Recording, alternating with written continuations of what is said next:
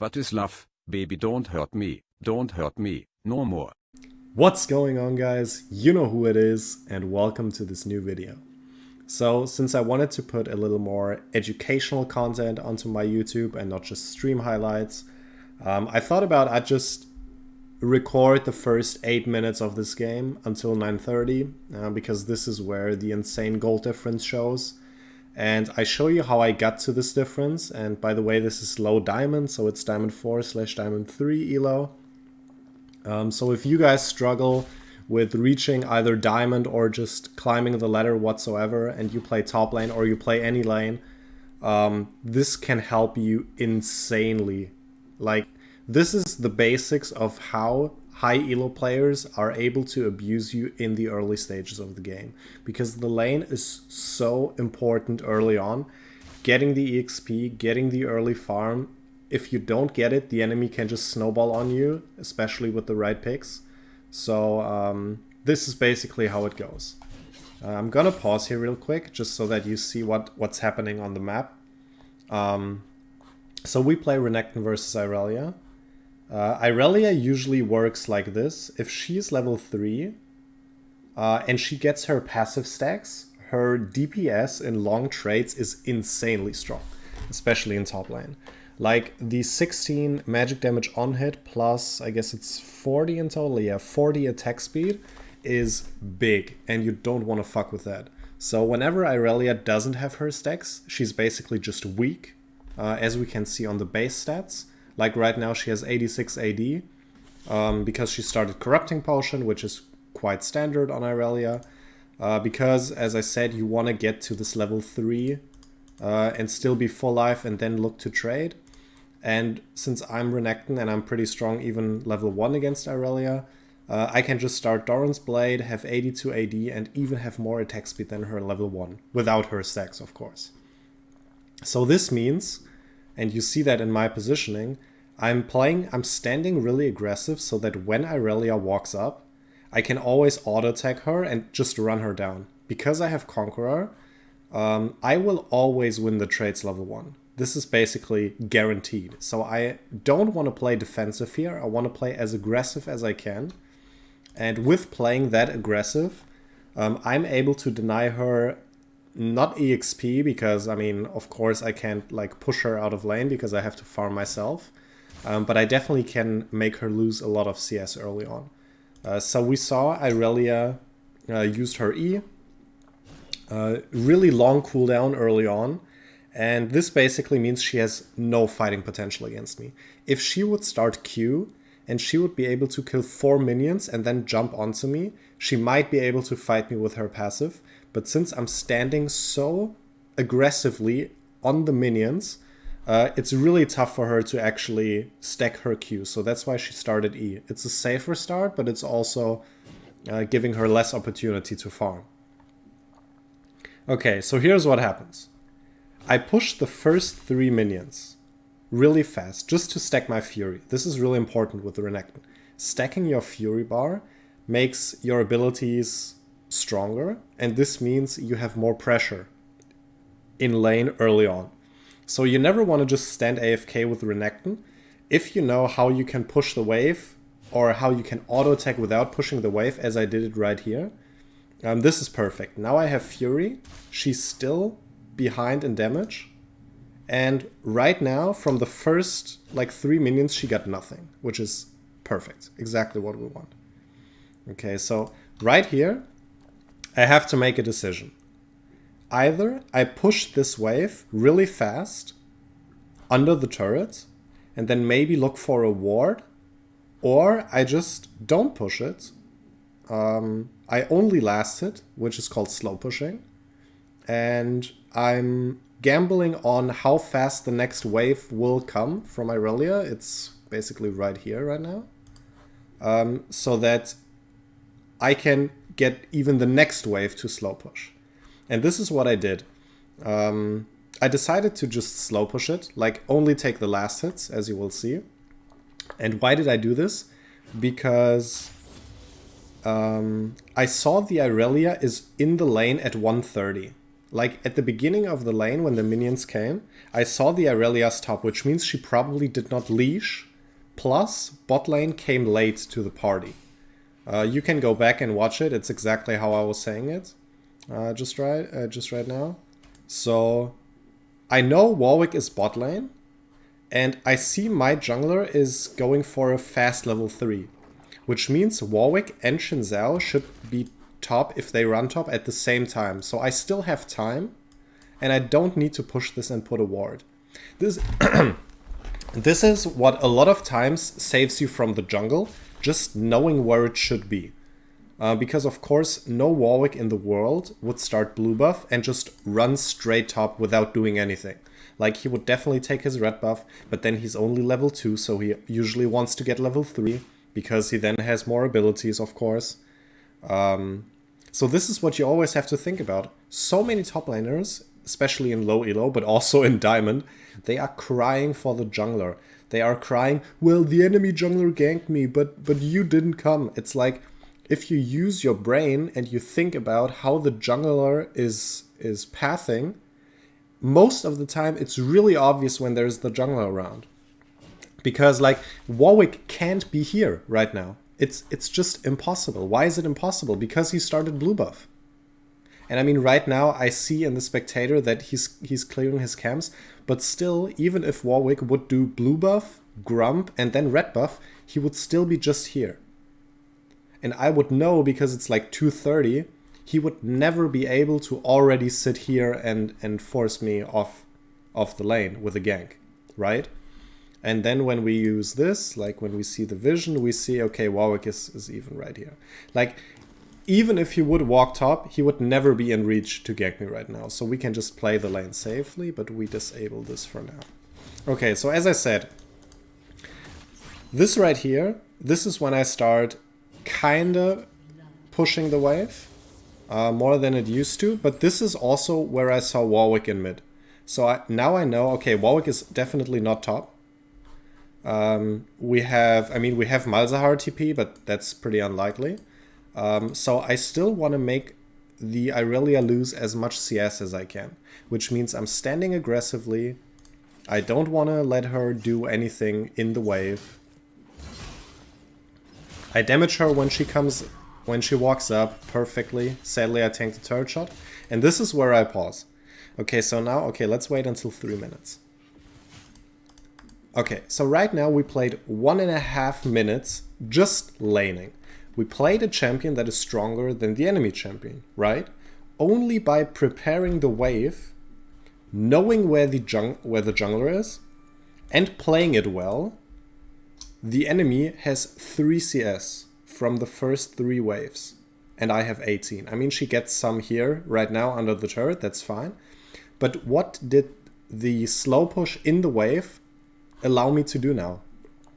It allows me to walk into the enemy jungle, either to help my jungler, which is the Xin Zhao, or just to put a ward down, which I'm doing right now, just to be safe and not get ganked without knowing it. And this is what basically everyone before high elo is just missing. Like, you need to set up your own wave so that you are 100% sure, or not, maybe not 100%, but 90% sure that the jungler cannot gank you. This is what laning is about. This is what differentiates a good laner versus a bad laner. Bad laners, they push. They freeze when they shouldn't freeze, and they push when they shouldn't push. Pushing the wave in itself makes you vulnerable if you don't get it under the turret. Why? Well, because imagine the Warwick would have just jungled and we would not be in this fight. And I would stand on top lane, but I would not have put the ward, and I would just stand here, trying to farm the wave. The Warwick could just run around and gank me. Free. But since I pushed the wave, the Irelia was not able to help the Warwick, even if he would be here, because the Irelia was sitting under the turret, right? That's also what you call like priority in lane. You push the wave first, then you can roam first. And then I put a ward so that I knew, okay, even if the Warwick comes top, we have vision on him. And this is when I'm able to move, helped the Xin Zhao, we forced the Irelia TP. And since I did all of that, plus I still know my champion is insanely strong compared to Irelia in the first 3 levels. This guy, by the way, now he has his passive. But still, as you will see in a second, this guy just gets deleted by us. Like Xin Zhao plus Renekton, and this is what you have to think about before you even run out of base. Xin Zhao and Renekton are an insanely strong level 3 duo. Like there is almost no other duo that wins a 2v2 that hard if Renekton has Fury and Xin Zhao just gets his combo off. That's just how it is. And this is what we are abusing this game. Warwick gets the red buff, that's a little sad. But at this point, we are pretty confident that we're definitely killing the Warwick here. And I gotta admit it, I was a little lucky here. So in the end, the Triumph proc saved my ass. And we got 3 kills for free. Now I pause here, because what allowed me to get this lead early on? Only my wave management. Only that. Because right now, look at the wave. I prepared the wave, the previous wave, in a way that Irelia TP'd, I still have mine. And even if I were to like TP up here, which I don't need to, I would get the whole wave and Irelia would lose another one. And this is what it's all about. In the early game before level 6, it's all about getting the most EXP you can and getting the most farm and making your enemy lose as much as possible. Because if you have a level advantage, let's say level 4 versus level 5, your abilities are stronger and you need to abuse that. And this is what, and this is like a little cross-reference here, this is why TF Blade is so good. Because he's abusing exactly that. The jungler comes ganking him once, he set up the wave perfectly, he punishes the enemy laner, then he has a lead, and then he just keeps snowballing through wave management. Usually, and this is like now what I would do if I were high elos, so I'm doing it basically. I see the Xin Zhao is still around, and I know the Irelia doesn't have TP. So usually what I would do if the Xin Zhao would have backed too, I would have just based and run back to the lane, because we know the Irelia doesn't have TP and this wave is pushing into me. So I can just freeze the wave in front of my turret again. But here, I pinged the Xin Zhao, bro, come help me. If we force the Irelia out of lane again, she's doomed, like she's gone. There's nothing she can do. And this is what happens. Xin Zhao comes around, I pinged him, we kill her. Perfect. At this point, for Irelia, the game is over. She will never come back. She doesn't have the level 3 spike she needs. She will never return to be useful in this game if I play it correctly and if I don't like fuck up or dive stupidly. This is exactly what it is. Okay, so what do we do now? The wave is still pushing. So what would a low elo top laner do right now? The low elo top laner would say, well, I have 500 gold, I can push the next wave, and then I can back, and then I have more items. But you have to realize, if you freeze that wave right here in front of the turret, and you only take the last hits, Irelia will lose another 15 CS. It's like so big. Before level 6, every CS counts. And every EXP. So what am I doing for the next basically 4 minutes or so? I'm just freezing. Only taking last hits. Perfect. Irelia's missing everything. Like right here, she can't walk up. I'm too strong. She just can't. She gets one with her ability, that's perfectly fine. But other than that, there is like nothing she can do. She doesn't win the trades. By the way, I rushed Executioners, which is pretty smart. Because Irelia's healing is a thing. And if you deny that, especially also with the Warwick on the enemy team, you can make them suffer even in a 2v1. And at this point, I'm level 6, Irelia's level 4, only through wave management. I gotta emphasize that every second. You win top lane by managing the wave. It's not about... I mean, of course, if you kill the enemy level 1 because he underestimated you, fine. But usually, players don't fall for that. But what they can't counter is how you manage the wave, because you are able to, and you have to do it. Otherwise, you will just give away the leads you can get for free.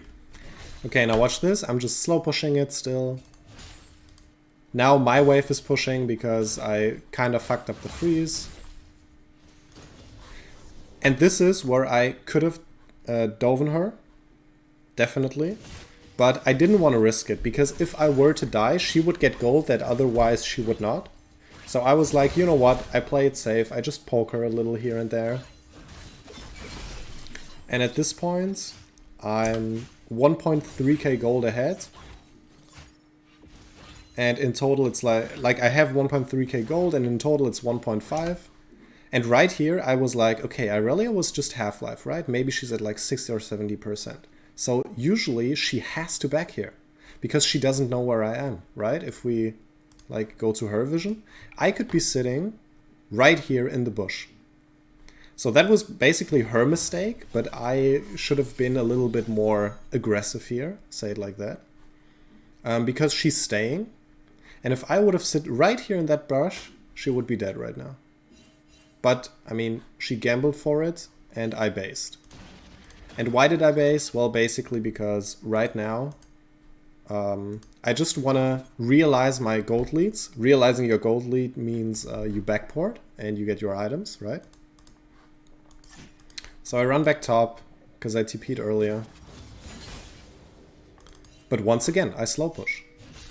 I don't fast push this wave. Why not right now? I mean, you could say, well, but Irelia should just back, right? She's not in lane, she's probably in base right now, so why don't you push? Because my jungler is here. And this is something else that low elo players never do. If you want to dive, the best way of diving an enemy is stacking a wave beforehand. So this is called wave setup, right? I know the Xin Zhao is around. He should do Herald, to be honest, and then come top with Herald. And I am not pushing the wave, I'm slow pushing it again. I'm stacking a ton of minions so that we can dive Irelia and she loses the maximum amount of EXP and farm. And watch what happens. Xin Zhao does Herald. I slow push the wave. Irelia's still not getting any CS for free. And now this is what happens. I ping. These are the pings on the minimap. These are my pings. I ping Irelia, bro. No, I ping, dive Irelia, and the Xin Zhao is like, you know what, let's do it. This was perfect from him. Like, this is exactly what top lane and jungle should be about. It's not about camping top lane and forcing kills. It's about, we have the opportunity right here, it's basically free, to gank Irelia and to dive her under the turret and make her miss how much? 2, 4, 6, 8, 10, 12. 12 CS. Like, this is big. This is 2 waves of experience and farm. And we can make her miss all of that. And even then, she's even further behind. And now watch what happens. 3 times you can guess. Like, she even can't do anything. Why can't she do anything? I am strong enough to probably kill her myself. And with my W, the Xin Zhao can 100% get his full combo off. So we have 2 combos from 2 insanely fed enemies into 1 squishy Irelia without any defensive stats. Perfect. Like, perfect. The Xin Zhao didn't even use his whole combo. Like, he didn't even ult. We would be able to kill her twice here. Perfect. Now 3 times you can guess what happens next. We place the Herald. Irelia loses all of that juicy CS here. And we got the full turret at 9 minutes 20. And after the next wave, I'm actually gonna pause. Because this is when... This is what my statement about this video is about. Let's conclude what happened. And then I'll show you the gold lead. We played the first wave exactly how it should be. We are stronger than the enemy. we would win every trade. We know that. Why do we know that? Because we saw bot lane is probably leashing with blue buff. Because Irelia was in lane at 140. So this means she probably didn't leash. Bot lane is coming late to the party, so we know the jungler is not around. We know we have more AD because we can check that in the stats. We also know our champion is stronger level 1, especially if Irelia doesn't have her stacks. And everything else, like we haven't outplayed her insanely, we haven't comboed her, we haven't do some fancy flashy plays, right? We didn't TP, we didn't do shit, but only manage the minions in the wave. And everything that came after it was just the snowball from that reaction. I was able to roam faster, I was able to save my TP for making her pressuring her even more out of lane. We were able to make her have, I think, 3 CS after 3 minutes. We were able to push our advantage even only with the wave management until it was too late for her to come back into the game. And this is what you have to do in order to climb. And this is what a TF Blade, a Drutut, a challenger top laner that knows what he's doing is doing every single game. This is why challenger players have 80% win ratios until they reach master. Because this elo is Diamond 4/Diamond 3, so it's pretty high for the average League of Legends player, of course. But still, people are not understanding and have never trained and practiced how to correctly manage waves in certain matchups. Okay, so we made her lose this. We won a nice fight in the jungle. We killed her again with the help of our jungler. We set up the wave. We did not let her farm for free. And 5 minutes later, we dove her with Herald. Boom, dead. And at 9:30, the gold lead we have are exactly, and you can see it right here, the number in the brackets is exactly over 3,000 gold. You can do whatever you want to after this early game. She will never come back. She will never be useless. She will never win this game.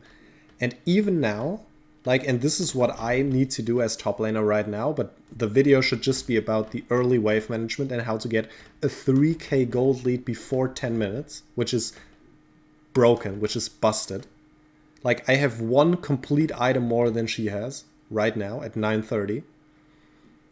But I'm still 2k gold ahead of the enemy ADC, so I can just walk bot now and be like, guys, I one-shot you. Bye. And this is what it's about. And this is only what it's about. And this is how you carry games. And this is what you want to do. And this is what you need to know in order to get high elo. Perfect. So I hope you enjoyed this video. I hope it was as educational as I thought it was. I hope you realize that there is way more to League of Legends than just pressing buttons, pushing your wave into the enemy turret, greeting for kills. And you might think about it as I showed you how important it actually is to work with the minions and how to play a lane efficiently. Perfect. Guys, I'll see you around next time. Definitely check out my stream. And I'll see you in the next video. Peace.